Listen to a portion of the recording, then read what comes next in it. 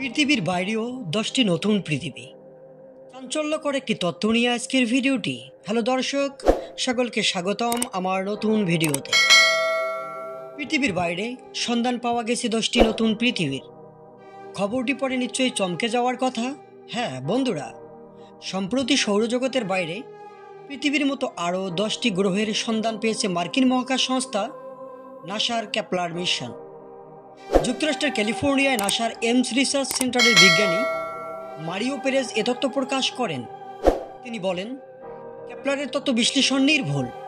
গ্রহগুলো পৃথিবীর সমান আকারের এবং এদের নিজস্ব কক্ষপথ রয়েছে।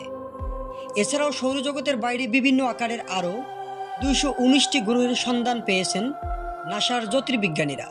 আন্তর্জাতিক সংবাদ মাধ্যমে প্রকাশিত খবর অনুযায়ী কেপলার স্পেস টেলিস্কোপে ধরা পড়েছে এই গ্রহগুলির উপস্থিতি। শুধু তাই নয়, আন্তর্জাতিক মহাকাশ সংস্থাটির পক্ষ থেকে জানানো হয়েছে, আবিষ্কৃত গ্রহগুলোর মধ্যে 10টি বিশেষ গ্রহ রয়েছে যেখানে প্রাণের সন্ধান মিলতে পারে। গ্রহগুলো শিলাময় এবং সেখানে পানি থাকার যথেষ্ট সম্ভাবনা রয়েছে। এই গ্রহগুলির পৃষ্ঠদেশ পাথুরে হলেও সেখানে প্রাণ সঞ্চারের উপাদান বর্তমান।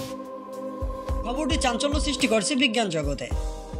ক্যালিফোর্নিয়ার মাউন্টেন ভিউতে অবস্থিত সার্চ ফর এক্সট্রা টেরিস্টেরিয়াল ইন্টেলিজেন্স ইনস্টিটিউটের কেপলার বিজ্ঞানী সুসান টমস জানান, পৃথিবীর সবচেয়ে নিকটতম বাসযোগ্য গ্রহটি হচ্ছে K7711। সূর্য থেকে আমরা যেমন শক্তি পাই, এটিও সেই পরিমাণ শক্তি পায়। গ্রহটি আকারে পৃথিবীর থেকে সামান্য বড়। সৌরজগতের বাইরে বাসযোগ্য গ্রহ অনুসন্ধানের কাজে নিয়োজিত নাসার টেলিস্কোপ কেপলার।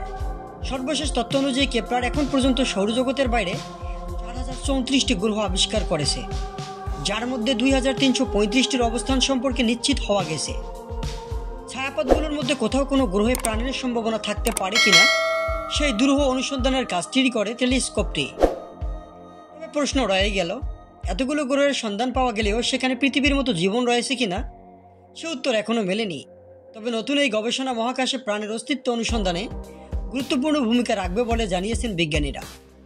প্রিয় বন্ধুরা, যারা তথ্যমূলক ভিডিওটি দেখলেন সকলেই ভিডিওটিতে একটি লাইক করবেন এবং চ্যানেলটি সাবস্ক্রাইব করবেন।